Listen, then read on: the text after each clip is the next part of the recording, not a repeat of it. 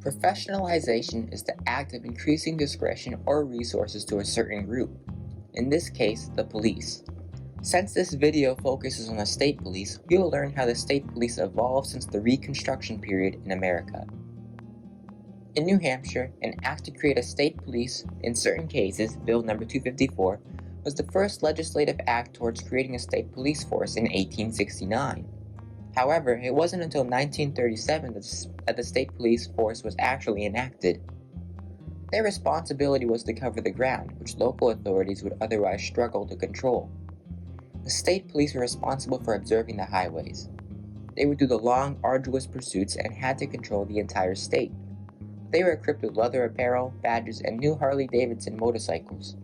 Similarly, the Maine State Police were founded formally as the Highway Police in 1920.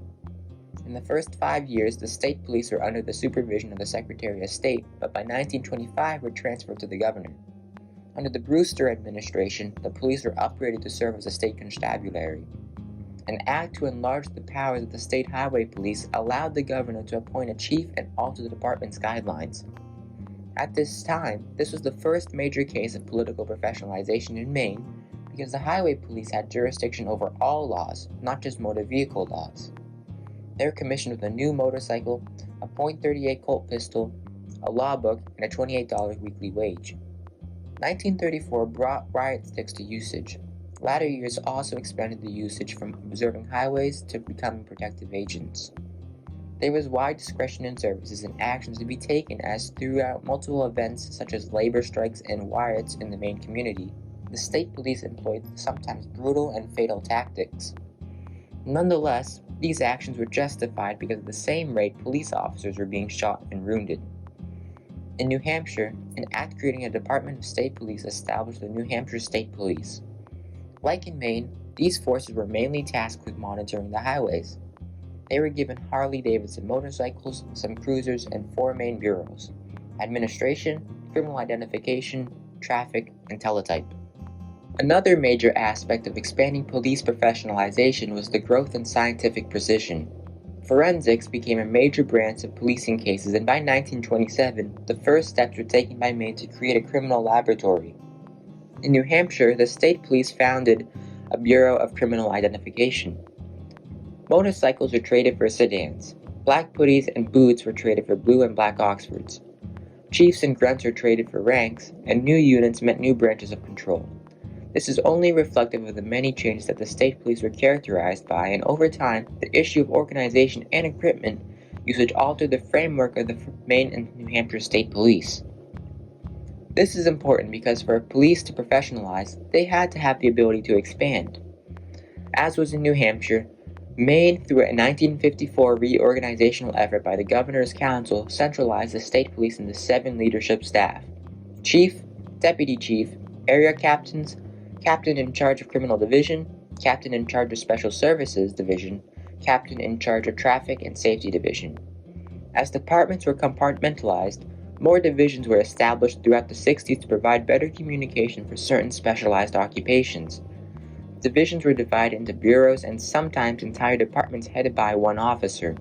For example, the Personnel Division had a Bureau of Training, a Bureau of Inspection, and a Public Information Officer as of 1967. These departments continued to lessen into smaller groups of officers, and by 1972, the entirety of the Maine State Police was moved into the Department of Public Safety. Simultaneously, department work fostered spatial breadth and effectiveness of state police around the state. In 1936, there were 5 police districts at Wells, Fairfield, Thomaston, Bangor, and Presque Isle. In New Hampshire, there are 6 police districts in Epping, Milford, Keene, Bow, Tamsworth, and Twin Mountain. Over time, new barracks were built and sometimes relocated. New units were established. New committees' legislative efforts for stronger enforcement and technology for the police, and new public service roles were offered. Organization was a vital part of maintaining a solidified and effective police force. Maine and New Hampshire had to compartmentalize individual organizations under the state police for stronger communication and stronger branches that made them combat crime faster and more efficiently. This was coupled with technological gains of the 20th century. Beginning with Maine in 1977, .38 revolver was replaced by a .357 Magnum.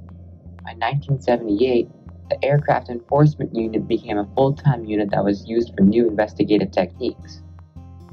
Further divisions were established, and by 1988, the .357 Magnum was replaced with a 9mm Beretta. Mobile crime units were instituted, a canine force was instituted, and even a tactical team was by 1980. In New Hampshire, the same transformations took place. In 1983, there were a new division training exercise to allow for a hazmat force. In 1985, there was a marijuana eradication program, and by 1991, there was even a firing range. In 1993, there were further upgrades to the crime scene van. There were new laptops available, and there were also new cruisers. The late 1990s and the 2000s have been characterized by computerization and the efforts of making things more available through the internet. Patrol vehicles, patrol equipment, and patrol organization around the state greatly contributed to police effectiveness, and as a part of this trend is another example of police professionalization.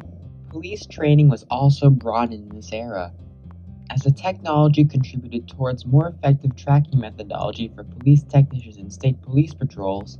It also meant criminals had new technology that could be used to evade incarceration. In Dover, New Hampshire, from the 1970s to the 1990s, police were trained to dust for fingerprints and handle preliminary crime investigations. In Maine, there were multiple training/rehabilitation programs. In 1984, a physical assessment program was also developed. In 1986, the State Police Crime Laboratory was constructed next to the departmental headquarters for a variety of new training procedures. That same year, the state police upgraded the training academy. At the University of New Hampshire in Durham, the state of New Hampshire established a police academy for new recruits in 1938. One major reason to place training at UNH was so the university could gain federal funding in order to cheapen spending for both the state police department and for the university. However, this was later transferred to Concord, New Hampshire. In each of these examples in Maine and New Hampshire, there was progress towards professionalizing the state police force in terms of discretion, technology, equipment, technique, organization, training, department, and hierarchy. These gradual changes led to greater efficiency, greater methodology, greater breadth of area to cover, and greater effectiveness.